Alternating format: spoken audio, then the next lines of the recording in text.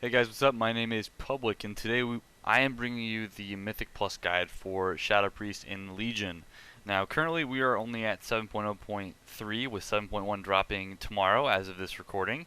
But as it stands right now, this is not going to change anything substantial to the information that I'm talking about here. I'm not going to talk about anything specific to a particular dungeon or anything right now. Mainly, we're just going to look at what you can do as a Shadow Priest to bring benefit to your group. So before we get started, I do just want to caveat this with, I've seen a lot of comments in not only the Shadow Priest Discord, but also just throughout the community saying that Shadow isn't good in Mythic Plus. I just want to first off say that is not true at all. Shadow has its strengths and has its weaknesses, like several other classes. Now, we are not the best, but we're definitely not the worst class to bring. In fact, if you're one of those groups that wants to push higher keystones, Shadow Priests are extremely helpful. Essentially, the longer a mob can live, and we're talking mostly trash mobs here, but bosses too, the longer mobs live in general, the more damage Shadow can put out.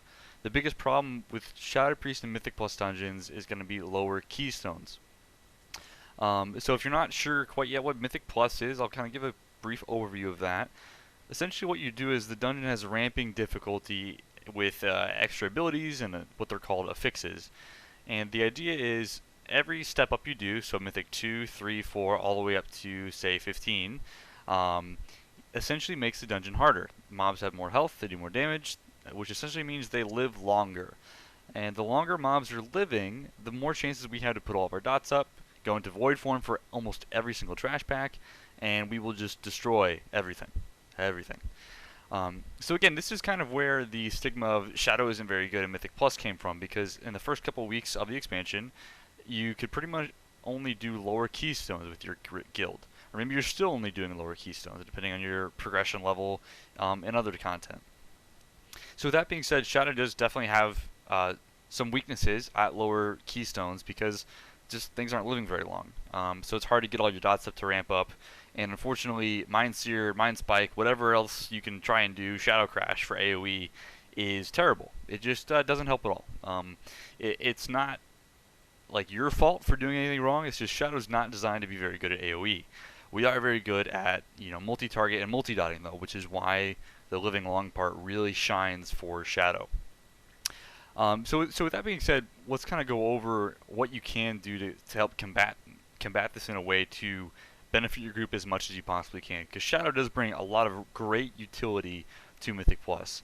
The big ones being having a 30-second AoE stun with Mind Bomb is fantastic, especially between the affix. I mean, like bolstering, necrotic, whatever have you. I mean, being able to stun an entire group of mobs every 30 seconds is really fantastic. Yeah, and our silence isn't very long, it's only 45 seconds, but a lot of ranged classes have that same problem, so we're not necessarily the only one with that issue. But in addition to Mind Bomb, like I said before, we have amazing multi-dot potential, so as soon as mobs start living longer than like 20 seconds at least, we're just going to shred. I mean, we do lots of damage. As soon as you get all your dots up, get Insanity rolling, all that good stuff, you're good to go. And the biggest one where Shadow really shines is consistent, great boss damage.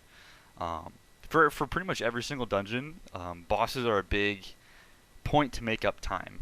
So for example, I mean, you'll usually bring like a melee with 1 or 2 ranged. Maybe you'll do all ranged, whatever. But in general, having a Shadow Priest on your team is going to make the bosses go faster, so you can spend more time on trash. So even if you are on those lower keystones, you won't be the highest on trash, especially in every trash pull. But on bosses, you're going to be really competitive on single target, if not being top every single time. And there are a few ways you can kind of control that to make that happen in this Mythic Plus environment without sacrificing your trash DPS. So I have a lot of footage coming in the background now of me playing Shadow and things like that, so you can kind of see what I'm doing and the decisions I'm making. It's by no means perfect, but I've run a lot by my standards, I guess. I think I've hit over 140 since they've launched with my team. And the biggest piece of advice is, if you're having trouble getting into groups and that sort of thing, find friends. I've pugged a few here and there, and the experience is totally different.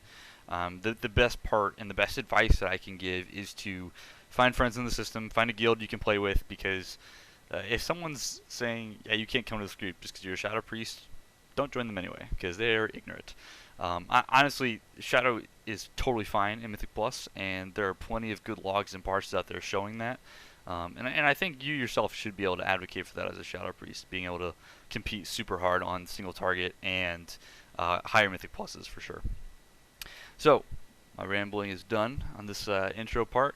Let's take a look at the talent setups for Shadow right now. So there aren't many options for us. This is a very similar situation to where we are in raids right now. We essentially have one big choice to make, and that's whether or not you want to run Surrender to Madness in Mythic Plus.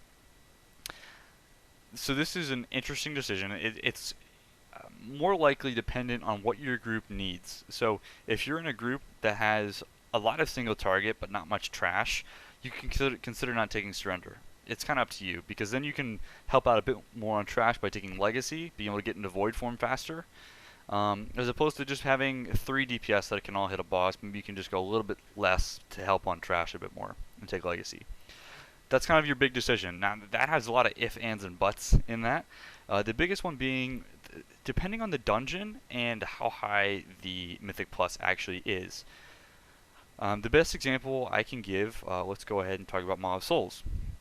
Maw of Souls is a great example because we have the first 2 bosses, which can easily be run with Surrender to Madness because it's just a single target boss, just nuke, whatever. The problem comes into the last boss of Maw of Souls, because she goes in and out and you don't have global cooldowns to cast the entire fight. So Surrender doesn't make sense there, because you literally cannot use it on the last boss or else you'll kill yourself. Or, more importantly, let's say on the first boss, you're doing Maw of Souls +2, you're killing the first boss, but he only lives for like 50-60 seconds.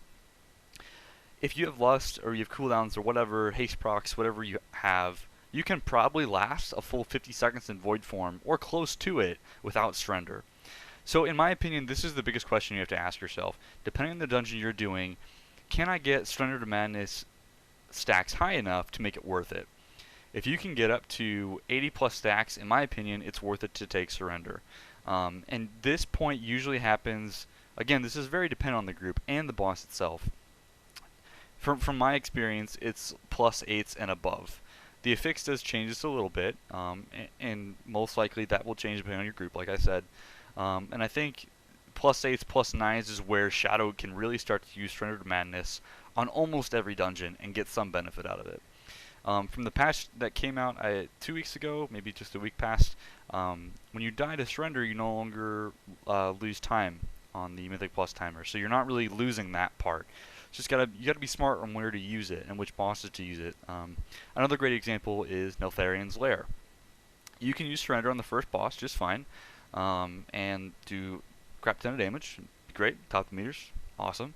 And afterwards, you can't really use it on the second boss. 1, it won't be up in time, and 2, I know I can't use it on the second boss of Neltharion's because he goes in and out of the ground. So, and there's nothing to attack in that time. You could kill Addons during that time if you want, if you're crazy. But there's that downtime when he's moving around the stones where you have nothing to attack. So again, Surrender doesn't make sense there. But you can, skip the third boss, skip Neuraxis, I think his name, and then go right to the final boss. Use it on the final boss, great. That's even a 2-target scenario right there, so it's even better. So these are the kind of decisions you want to make. I'm putting up a graphic right now of my kind of top picks of where to use Surrender on each dungeon.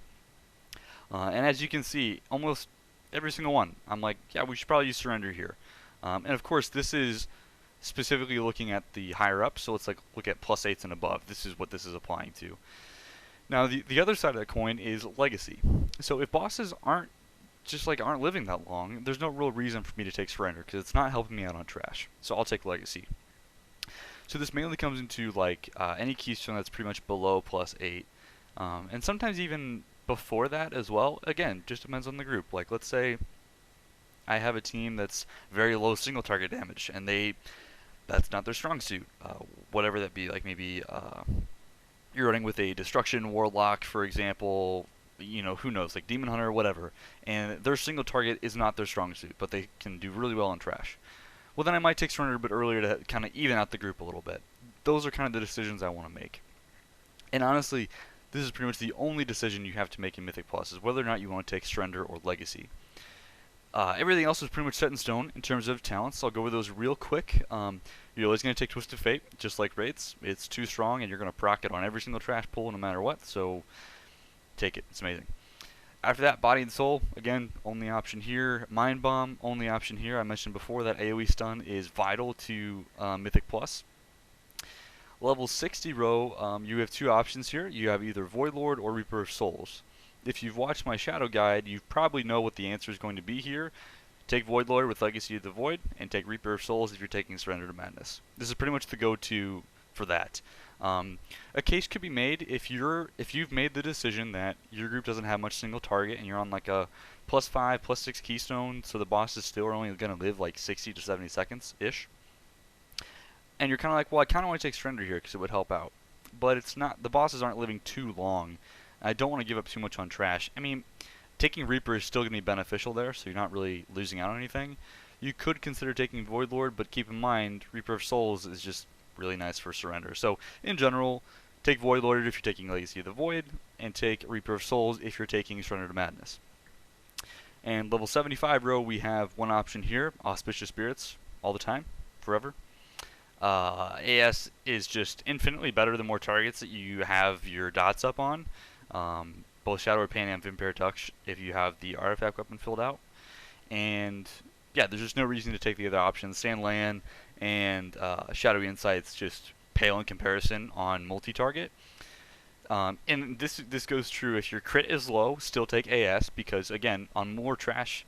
So like let's say you're pulling 5 mobs. I mean even if you have 5% crit, it's going to be worth it because that's going to add up essentially to the point that AS becomes really nice on single target. And this also holds true if you have the Legendary Belt. If you have the Legendary Belt, still take AS. In general, it's better here, in my opinion. I don't have the Legendary Belt, so I can't confirm that. So you can do some, testing of yourself. If you have the Legendary Belt and you think Shadowy Insight is going to be worth it, go for it. But again, in my testing and what I've seen in logs, Auspicious Spirits all the way. It's the way to go. Now, Power Infusion on level 90. Again, this is our only option here. Mindbender, yeah, it's only a 20-second cooldown, so you can use it a lot, but Power Infusion scales so well on trash. Your dots tick so much faster on every single mob. It's all in all amazing. So again, Power Infusion, only option. We've already covered the level 100 row, so we know the answer for that guy. So choose your talents wisely, because if you don't already know, you cannot change them as soon as you start a Mythic Plus dungeon, unless you walk out for whatever reason, but then you'll probably screw up your timer, so take your talents into consideration before you walk into the dungeon and make this decision of, should I surrender or not? Because that's essentially the only question you have to answer. After you answer that question, then you're good to go. Okay, so that pretty much answers the talents question with Mythic Plus. The next thing I want to touch on is Trinkets a little bit. Not much. Unfortunately, I really don't have all the trinkets, so I can't say definitively what my opinion is on all of them. So I'm going to go off of what I have, what I've experienced with, and what I've seen others use in a general basis. There are a few trinkets that I want to highlight here above the rest. Keep in mind, this is not including any trinkets from Trials of Valor, the new raid coming up, or Karazhan, the dungeon coming out. I guess by the time this is up, it'll probably already be out, but I have not messed with those trinkets yet. There's a good chance a lot of them will be powerful to some extent, but I'm not sure quite the viability on that. I'll probably do a video sometime in the future regarding trinkets, so look forward for that. So now, without further ado, essentially the trinkets that I want to highlight include most of them from Mythic Plus dungeons in general. The ones I want to highlight are Chrono Shard, Oakheart's Gnarled Root, Narax's Spiked Tongue. Yeah, and Narax's Spiked Tongue. Those are the ones you want to look at from dungeons. In general, they proc really often, and they have decent stat sticks on them as well to help out with that. And that being said, Oakheart's Gnarled Root is in kind of a weird spot for me. If you have one that's super Titan Forge, it's probably even better anyway, and that goes with any trinket. If you have like an 880 Oakheart's, it's probably going to beat out most everything else that you have, unless you have another 880, for example. So looking at this kind of a baseline rule, the problem I have with Oakheart's, everything all held equal, is that it puts a dot on the target. And in general, for trash mobs, if it just puts a dot on the target, there's a good chance the target will probably die before the dot can finish. Again, depending on procs. So in general, try to stay away from trinkets like that put a dot on random targets, because the mob may or may not be dead by the time the dot's finished ticking, and then you don't get the full use out of the trinket. With that being said, you also have the trinkets coming out from raids. Most notably, this is going to be Swarming Plague Hive, and the other big one is Unstable Horror Slime. Swarming Plague Hive is an amazing trinket for Surrender to Madness. That big haste proc plus the dot is really nice in general. So I would still consider using this trinket if you're taking Surrender, or using Swarming if you're taking Surrender. But outside of that, if you're taking Legacy, Swarming again kind of loses its value for me unless you have a really nice Titan Forge one because of the dot thing I mentioned before. Now on the flip side of that, we have Unstable Horror Slime, which is another raid trinket from Emerald Nightmare. Does really, really well in big target scenarios, so I would definitely consider taking this trinket. And then the last but not least, we have, I don't think I mentioned Chrono Shard a little bit. That one's Chrono Shard from the Arcway. I think it's Arcway. Might be Quarter Stars. Can't remember. I'm pretty sure it's Arcway. Chrono Shard is okay. It's really nice for trash and that kind of thing, but I don't think Chrono Shard's the best on single target. So, but if Chrono Shard is all you have and you don't have any of the other ones I mentioned, it's definitely a better option than a stat stick, in my opinion, for Mythic Plus. Now the other options I haven't mentioned are the Outliers, the ones from World Quest. And these are primarily Devilsaur Shock Baton and Unstable Arcano Crystal. Unstable Arcano Crystal is the big beefy stat stick that drops off of Withered Jim, who on US came here twice in a row for some reason. I still didn't get it, so I'm still salty about that, but whatever. If you have Unstable Arcano Crystal, there's a good chance it's going to beat out other trinkets here. It's just the stats are so amazing on it. It's good on single target. It's probably going to be good on everything else. So if you have that, I would probably use that and then one of the other aforementioned trinkets. And then the flip side of this is Devilsaur Shock Baton. Nice stat crit, and then also has a really nice proc. In general, the lightning procs from Devilsaur Shock Baton goes nuts. Procs forever, so if you get your hands on a Shock Baton, in general it's going to be great in dungeons because you have so many targets, it can tick off your dots. It's a great option as well. So yeah, just keep that in mind. You want to balance out trash and bosses. You can switch your gear between bosses and trash. Up to you if you care that much. It is not going to matter an insane amount. The only thing I would really consider doing is switching out trinkets. Outside of that, you're not really going to notice much. Like, doing trash with your surrender set is not going to be that much worse than doing trash with your Legacy of the Void set, if you even have one. So in general, I would just stick with what you have on bosses, or what you want on bosses, and then maybe switch out trinkets if you really want, but it's a little overkill, honestly. So that pretty much covers the trinkets discussion. The next thing I'll talk about briefly is the rotation. So if you haven't watched my shadow guide, go ahead and check that guy out. I cover the rotation section at the end. For the most part, the surrender rotation still holds to account for bosses, and the Legacy of the Void rotation will cover trash.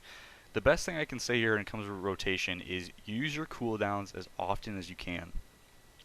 So for instance, the first or second trash pack of every dungeon, I'm going to use Power Infusion. I'm going to use something, because I know it's probably going to be up for the boss. And that's the question you want. You want to use your cooldowns on trash effectively, so you get a use out of it at least once or twice before you start the boss. There's no reason to just leave the cooldown sitting there and waiting for the boss, because especially in the +8s, +9s, +10s, the little higher up you go, trash is going to take considerably longer than the actual boss itself. So best advice is use your cooldowns as much as you can, and this includes Void Form. If the mobs all have more than like 50% health on average, use Void Form. Get the most out of that. There's no reason to really wait for it, you know, for a boss or for the next trash pack, for example. Use Dispersion for that. So eventually, get into Void Form. Once the mobs die, you know, you're going to want to be pulling fast anyway, so then just Dispersion right afterwards, get to the next pack, and continue on with your rotation from there. So kind of use Dispersion as a gap filler between two trash packs. With that being said, on lower keystones, you'll have the issue of mobs are dying too fast. How do I cope with that? Do I take Shadow Crash? No, don't take Shadow Crash. It's a bad idea. Instead, you just kind of rotate around where you're putting your dots. The best blanket rule I can give to this isn't going to cover every situation, but it's great in general. If mobs are going to live less than 5 seconds, putting just Shadow Word Paint up is fine. And there's a little buffer on that. If they're living more than 5 seconds, especially closer to 10 seconds, then I would consider putting both dots on that target.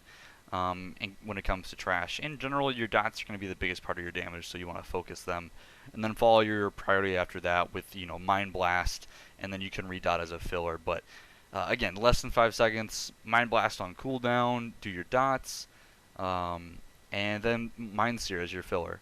In general, on more than one target, Mind Sear is pretty much better than Mind Flay. I hate saying that; it just kind of bothers me a little bit. But not by much. 2 targets, they're about even. 3 targets, Mind Sear is a little bit better. And that's kind of the big thing. So if there's more than 2 targets, definitely use Mind Sear as your filler over Mind Flay. If there's only 2 targets, it really doesn't matter. The best thing to consider is what the affixes are.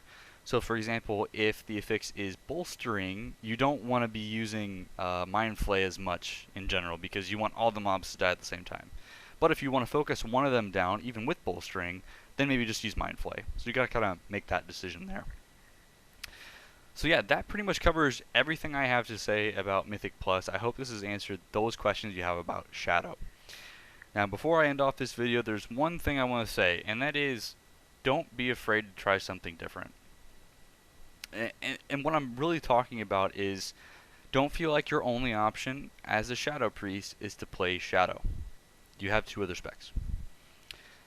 And I know that not all of you are comfortable with healing or doing things with healing, but it's something to consider, because when it comes to Mythic Plus dungeons, I'm doing it so I can get better gear and do better in raids. That's my purpose of doing it. So I'm fine with sacrificing playing my main spec, which is Shadow, to play something like Holy Priest instead, so I can fill a group, get in a group faster, and get more Mythic Plus dungeons knocked out. I don't want to be waiting in a queue to find the right group to pick me up as Shadow, or say no to a guildie because they're like a pure DPS class, like a mage or a rogue, and they don't have that choice, where I do. I can heal.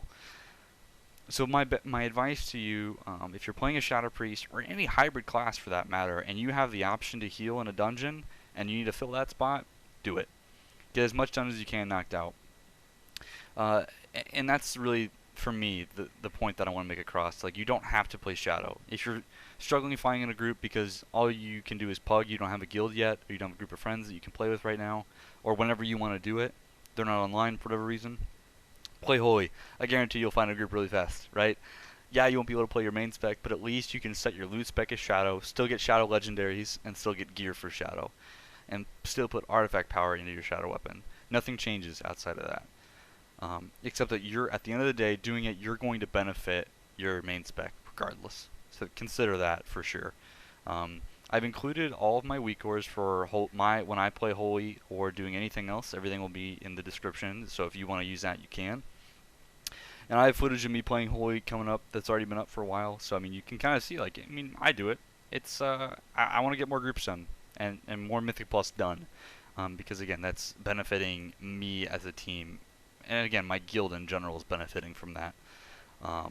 So yeah, I mean, that's pretty much all that I really have to say about that. Is just, you know, kind of play with your team. You know, if you have it, use it. If not, you know, that's fine. Help out others.